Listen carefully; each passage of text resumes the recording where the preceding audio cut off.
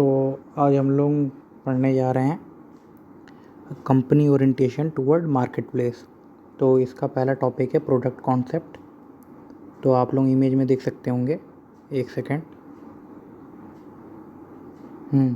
तो मैं ये कह रहा था कि आप लोग इमेज में देख सकते होंगे कि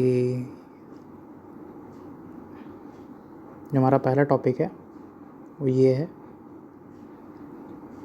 तो प्रोडक्ट कॉन्सेप्ट बहुत बड़ी चीज़ नहीं है। वैसे मैं आप लोगों को इमेज कम से कम ही दिखाना चाहता हूँ, क्योंकि हमारा जो मेन उद्देश्य होना चाहिए वो मेरी बातों पे आप रखिए, ना कि ये इमेजेस। अगर इमेजेस के बारे में आपको पकड़ना होगा तो ये बुक आप बाई कर सकते हैं या फिर इसकी पीडीएफ डाउनलोड कर लीजिए। और बहुत ही बड़ी बात नहीं है, मैं अगर चीज़ों को बता रहा हूँ, अगर आप वही समझ लेंगे तो ये काफ़ी हो जाएगा।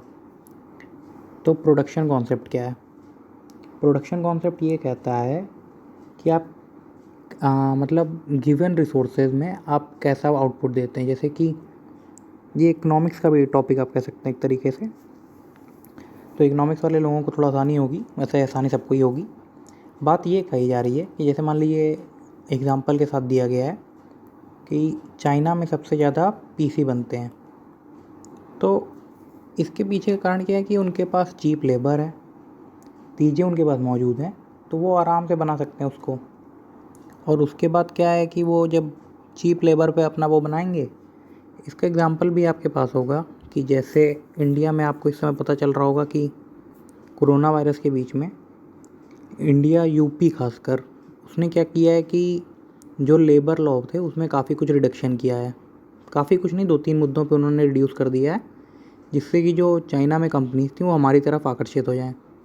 और वो क्योंकि पहले क्या था कि इसमें कई सारे लेबर लॉ थे तो उसको भी दिक्कतें ही होती थी कि अरे पता नहीं वो सब काम। लेकिन चाइना में आप जानते ही हैं, उधर तो कोई टेंशन है नहीं, उधर तो लेबर को लेबर से ज़्यादा चूस लेते हैं सब। तो अब हमारा मेन फोकस ये है कि अगर हम कंपनीज़ को अपनी ओर आकर्षित करें और प्रोडक्शन ज़्यादा से ज़्यादा करें, तो चाइना में जैसे उनको लेबर कम सस्ते मिल जाएंगे तो प्रोडक्शन की कॉस्ट आपको कम पड़ेगी।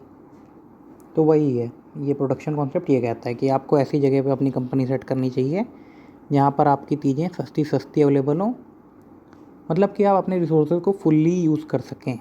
ठीक है, अगले टॉपिक को पकड़ते हैं, प्रोडक्ट कॉन्सेप्ट।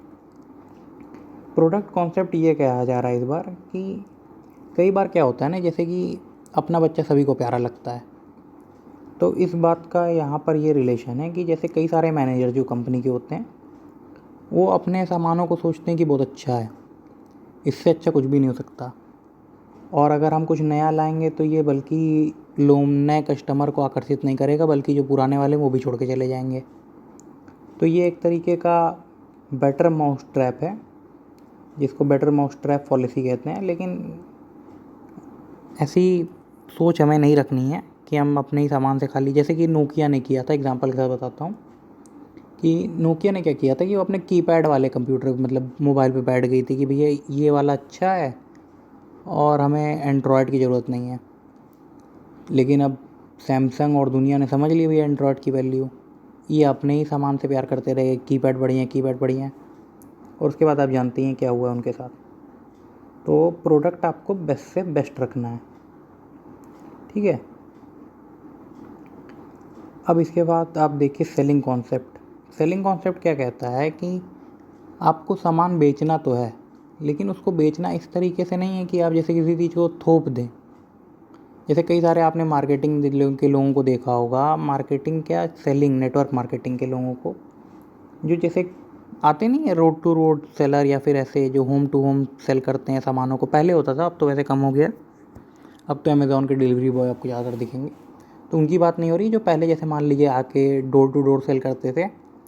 तो उनमें से कई सारे लोग मतलब ऐसा करते थे कि आप ज़बरदस्ती लेना पड़ रहा है, ऐसा लगता था, इतनी ज़्यादा प्रेशर डाल देते थे।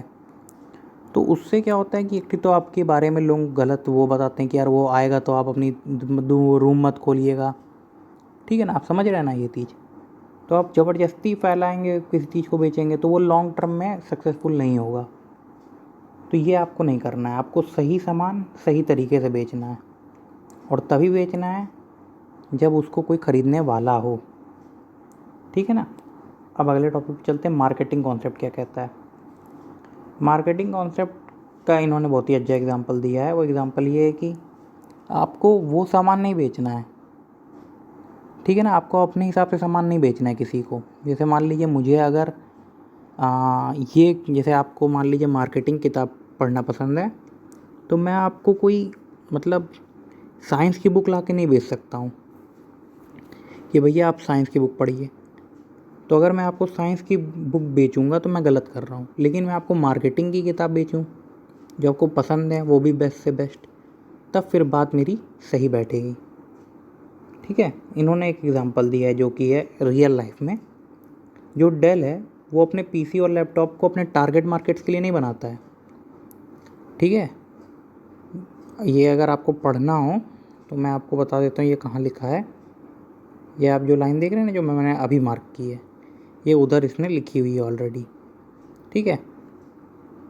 तो अगर मान लीजिए कि अगर जो डेल है वो ये नहीं करता है कि अपने टारगेट मार्केट को टारगेट करके वैसा ही लैपटॉप बना रहा है, उसने पावर कस्टमर को दे दी है।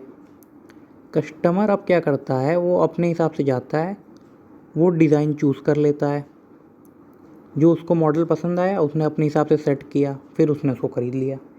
यही BMW भी करती है अपनी सीरीज़ में, जब नई नई लॉन्च करती है, कलर ये सब चूज़ करने की उनको वो देती है, ठीक है ना। तो अब आने वाले टाइम में और भी लेवल बढ़ जाएगा, तो आप लोग घबराइए नहीं, अभी तो हम लोग कुछ भी नहीं देख रहे हैं। तो अब विनर वही होगा जो कस्टमर को अधिक से अधिक चॉइसेस दे और उसके हिसाब से दे, ना कि अपने, ठीक है। कुछ लाइनें लिखी हैं, मैं आपको पढ़ देता हूँ। Selling focuses on the needs of the seller, marketing on the needs of the buyer. Selling जो है वो फोकस करती है बेचने वाले की ज़रूरतों पर, और जो मार्केटिंग है वो कहाँ फोकस करती है कि खरीदने वाले की क्या ज़रूरत है, ठीक है। Selling is preoccupied with the sellers need to convert his product into cash. कोई दुकानदार है, मान लीजिए जीन्स बेचता है, तो उस जीन्स को उसको 1000 रुपये में कन्वर्ट करना, ये उसका दिमाग का माइंडसेट है। जबकि marketing with the idea of satisfying the needs of the customer by means of the product and the whole cluster of things associated with creating, delivery and finally consuming it. Marketing क्या है, उस jeans को बेचना, उसको पहनना, साथ ही उसकी packaging, ये सारी चीज़ें जो हैं, मतलब सिर्फ बेचना नहीं, ये ऐसे वो ट्रांसफ़र है एक तरीके का सेलिंग। लेकिन मार्केटिंग ओवरऑल फिगर है, A to Z, उस जीन्स की पैकेजिंग, उस जीन्स की प्राइस, उस जीन्स का जो आने वाला मतलब उससे रिलेटेड जो भी चीज़ें, जैसे मान लिया आप इको फ्रेंडली हैं, ये सारे जो कॉन्सेप्ट लगा सकते हैं आप पैकेजिंग में, इधर भी, समझ गए। ये सब आपका मार्केटिंग का हिस्सा है। तो मार्केटिंग एक बहुत ही ब्रॉडर फील्ड है, आप उसको एक दो लाइन में नहीं क्लियर कट कर सकते हैं, ठीक है। इसके बाद हम पढ़ेंगे होलिस्टिक मार्केटिंग कॉन्सेप्ट। तो एक सेकेंड, मैं अपनी स्लाइड चेंज कर देता हूँ, ठीक है गाइस, मैं वापस आ चुका हूँ। तो अगर आपको कोई भी दिक्कत होनी नहीं चाहिए, चलिए ठीक है। तो ये हमारी रही होलिस्टिक मार्केटिंग कॉन्सेप्ट क्या कहता है। होलिस्टिक का मतलब ही है कि मतलब आप पूरी तरीके से मार्केटिंग कैसे करें, मतलब A to Z अपना सब कुछ क्या डालना रहता है मार्केटिंग में। तो मैं इमेज बड़ी करता हूँ, आप देख पा रहे होंगे। पहला पार्ट देखते हैं, इंटीग्रेटेड मार्केटिंग। इसमें क्या करना है, आपको चीज़ों को जोड़ना है। तो अभी आप लोग घबराइएगा नहीं, क्योंकि ये अभी सिर्फ एक एक्सपेक्ट है, मैं अभी ओवरव्यू दे रहा हूँ आपको एक तरीके से। इसके बाद मैं एक एक टॉपिक को और अच्छे से डीपर में मतलब इसको टच किया जाएगा, ठीक है ना। तो मैं एक बार डेफिनेशन आपको पढ़ देता हूँ। Holistic market concept is based on the development, design and implementation of marketing programs, processes and activities that recognize their breadth and interdependencies। तो होलिस्टिक मार्केटिंग कॉन्सेप्ट क्या कहता है, ये बेस है, मतलब कि ये उस पर निर्भर बेस्ड है, उस पर निर्भर करता है, किस पे, उसके विकास पर, मतलब कि डेवलपमेंट, उसके डिज़ाइन पर, उसके इम्प्लीमेंटेशन पर, मार्केटिंग प्रोग्राम्स के, ठीक है ना। Holistic marketing acknowledges that everything matters in marketing. अब बात खत्म। ये क्या कहता है होलिस्टिक मार्केटिंग कि सब कुछ, everything matters in marketing. Marketing में सब कुछ मैटर करता है। वो सब कुछ क्या है? Broad integrated perspective is often necessary. मतलब कि हमें एक मोटा मोटी नहीं देखना, मतलब कि बहुत ही चौड़े लेवल पर एकदम ही अंदर घुस के बारीकी से समझना है, ठीक है ना। तो ये बारीकी से अंदर जाके कैसे समझेंगे? जब हम इसके 4 ब्रॉड कंपोनेंट्स को तोड़ लेंगे। पहला हिस्सा इंटीग्रेटेड मार्केटिंग, दूसरा रिलेशनशिप मार्केटिंग, तीसरा इंटरनल मार्केटिंग और चौथा है परफॉर्मेंस मार्केटिंग, ठीक है। एक सेकंड, आप लोगों को दिक्कत हो रही होगी, मैं समझ सकता हूँ। तो मैं क्या कर रहा हूँ, ये ठीक है ना। ये हो गया इंटरनल मार्केटिंग, ये हो गई आपकी परफॉर्मेंस मार्केटिंग। अब इन दोनों को ही पहले निपटा लेते हैं। इंटरनल मार्केटिंग बहुत ही अच्छी सिंपल सी चीज़ है, जो आपकी कंपनी के अंदर की चीज़ें हैं। मार्केटिंग डिपार्टमेंट, सीनियर मैनेजमेंट जो कि एचआर ग्रुप भी हो सकता है, कोई भी मैनेजमेंट ग्रुप, और जो अन्य डिपार्टमेंट है आपके अकाउंट्स का सेक्शन, इन सब का, समझ गए ना। ये सारी अंदर की बातें हैं। पहला तो इनको अभी पकड़ेंगे। परफॉर्मेंस मार्केटिंग, ये क्या है भैया, पहले इसको देखें। सेल्स रेवेन्यू, मैं अपने ज़रा पेन का कलर चेंज कर लूँ, ये थोड़ा मस्त नहीं लग रहा है। क्या रख लें, ब्लैक, चलिए अरे ठीक है भैया। सेल्स रेवेन्यू, कितना हमने सेल किया अपने आइटम को जो बनाया। ब्रांड एंड कस्टमर इक्विटी, ये क्या क्या, ये तो अभी अब मैं आगे वाले सेक्शन में आगे पढ़ने को हमें वापस मिलेगा, तो उस समय विस्तार से देखेंगे।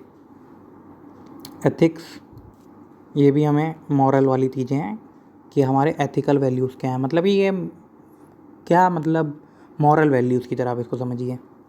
एनवायरनमेंट, इसका भी मतलब वही है, इको फ्रेंडली हैं कि नहीं।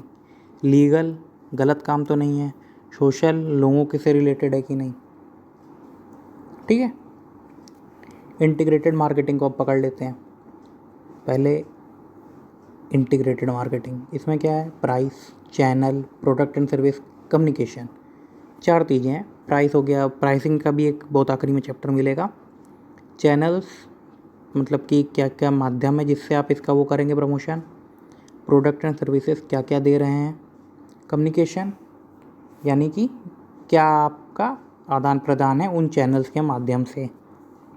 रिलेशनशिप मार्केटिंग, अब ये क्या है? ये ब्रॉडर व्यू आपको देखना है। तो ब्रॉडर व्यू आपको देखने के लिए क्या करना पड़ेगा?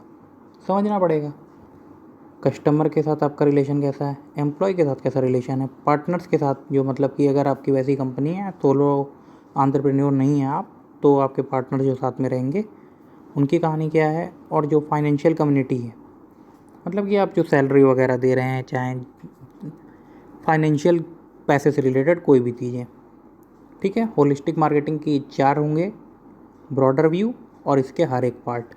तो इसमें कोई भी होलिस्टिक मार्केटिंग को टेंशन लेने की ज़रूरत नहीं है। नेक्स्ट पार्ट में हम उन चारों को कवर कर लेंगे। Okay, thank you.